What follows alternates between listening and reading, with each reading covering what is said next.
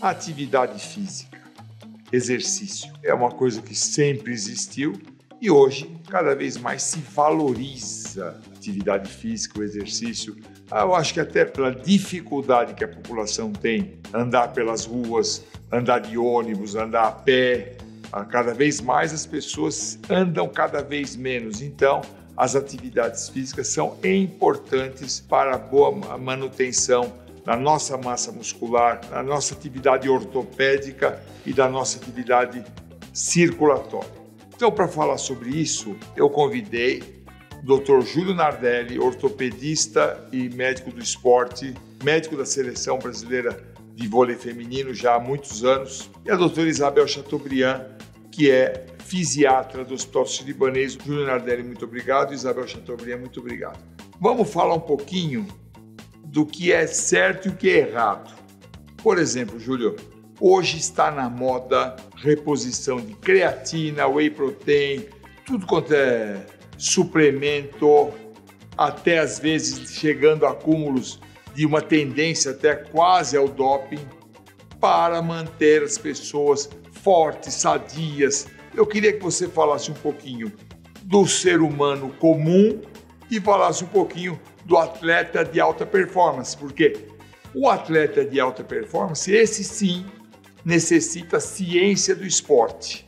O ser humano comum, que somos nós, o que esses elementos vão trazer de benefício para um sujeito normal que faz a sua atividade física normalmente? Grato pelo convite. Você tocou muito bem no ponto. São dois grupos populacionais completamente diferentes. Vamos começar pelo atleta de alto rendimento. Esse, para você melhorar a performance dele em 1 segundo, para melhorar a performance dele em detalhes de treinamento, de detalhes de força, de resistência, esse atleta ele tem um gasto energético muito grande. E ele precisa estar num equilíbrio entre o que ele consome e o que ele perde. Nesses atletas de alto rendimento, a necessidade desse suplemento se faz presente. Ou creatina, whey protein, nada disso substitui a boa alimentação. Nós estamos partindo do princípio que a alimentação é o ponto número 1, é o ponto crucial. Sem uma boa alimentação, com carboidrato, gordura, proteína, verdes, frutas, líquidos, isso é insubstituível. O complemento do atleta de alto rendimento é importante porque ele perde muito. Ele não pode ter um balanço negativo, um balanço energético negativo, senão ele entra em catabolismo. E ele começa a fazer lesões por overuse. Ele começa a fazer lesões que tiram ele da atividade física por meses. Então, esse controle que a gente faz, principalmente na mulher atleta, que é muito mais suscetível a esse tipo de sobrecarga, por conta também da insuficiência, muitas vezes, dos hormônios, principalmente do estrógeno. A alimentação é importante, a gordura é importante para fazer o estrógeno. Muitas vezes a mulher atleta, ela apresenta uma hipoestrogenia, um hipoestrogenismo, decorrente da má alimentação associado ao balanço energético negativo, que é a denominação de RED, né, que é a deficiência relativa da energia no esporte. Então, muitas vezes se faz necessário esse complemento com creatina, com whey protein, para que esse atleta de alto rendimento se mantenha no equilíbrio energético necessário, diferente da pessoa normal como nós. Nós normais temos que ter uma alimentação plena, uma alimentação confortável. Esse suplemento se faz necessário em poucos casos, porque se você não tem uma demanda grande, tudo que você consome em excesso vai sair, você não está aproveitando nada. Às vezes você metaboliza, às vezes você pode acumular na parte muscular, mas se você não gasta, você simplesmente está lá por estar. Não tem uma necessidade de estar consumindo uma creatina, de estar consumindo uma whey protein. Muitas pessoas hoje têm as pessoas que treinam num ritmo um pouco mais acelerado, têm utilizado também desses suplementos. Eu não tenho tempo para almoçar, eu não tenho tempo para alimentar. Está errado. O princípio número 1 é a boa alimentação. Não existe a obrigatoriedade de um suplemento se você tem uma boa alimentação e não tem um gasto energético em demasia. Então, a Isabel vai conversar depois de alguns aspectos particulares, mas em condições normais não precisa, a não ser que você tenha uma demanda muito grande. E nós temos que ter muito cuidado com um ponto. Esses suplementos, algumas vezes, podem vir contaminados. Pode ter algum estimulante, pode vir com diuréticos, e que isso leva, no alto rendimento, ao doping. Já tivemos vários casos em que suplementos são pegos contaminados. Então você tem lá algum estimulante de apetite, de hormônio, mesmo diurético, contaminando os suplementos. Nos Estados Unidos, você pode ter algumas substâncias em torno de, acho que, se não me engano, 5% do produto com estimulante. Se você compra esse suplemento nos Estados Unidos e usa aqui, você pode ser pego no doping num atleta de alto rendimento. Então tem que tomar muito cuidado e ver realmente a necessidade de realmente tomar. Os nutrólogos, eles falam, para você ter uma quantidade X de proteína, de coisa, você tem que consumir muita gordura, tem que consumir muita proteína, consumir muito carboidrato. Então, o suplemento te dá, em dose pequena, o que você precisa. Tá certo? Na teoria, pode até estar. Mas se você fizer uma distribuição alimentar bem feita, você, teoricamente, não precisaria do suplemento. Isabel, então agora vamos falar do paciente doente. Então vamos caracterizar o idoso, parkinsoniano, sarcopênico sem massa muscular, com artrose e que necessita atividade física para tentar se movimentar, não cair, não ter fraturas, para tentar ter um pouco de autonomia na sua vida. O que fazer?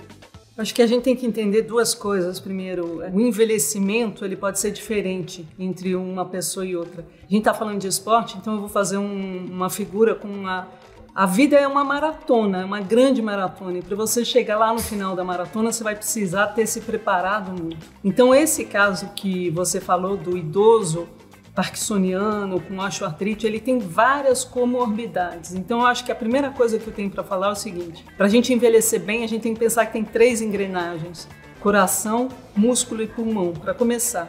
E essas engrenagens, elas se combinam entre si. Então, para você ter bom coração, você ter uma função do coração boa, quando você faz exercício, você estimula isso, você estimula esse músculo, você estimula a captação de oxigênio. Você melhora a distribuição tecidual de oxigênio no pulmão e com músculo mais forte você tem um carro modelo mais avançado, você fica mais efetivo para fazer as coisas.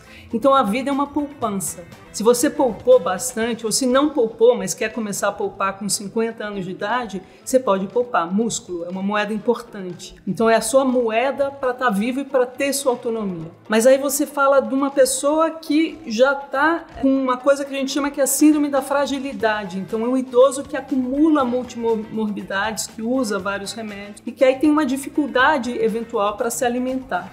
Então nesse caso a gente pode usar sim, primeiro tentar fazê-lo comer bem, porque a vida ela se beneficia muito de variabilidade. Então se você prova texturas diferentes, gosto diferente, temperatura diferente, isso tudo te dá estímulo. Então comer bem é muito importante. Agora, se você eventualmente não pode, você tem uma disfagia, você não consegue engolir, então você vai ter que modificar a sua dieta. Sim, em alguns casos que a pessoa está hospitalizada, a gente vai precisar usar creatina, sim, HMB, tem outros produtos também que podem ser utilizados, por que não testosterona em pacientes que têm hipogonadismo secundário, então tem algumas doenças, pode usar agora. Isso com orientação médica e tem que ter um propósito. Então faz sentido repor em quem precisa dessa reposição para conseguir fazer suas coisas.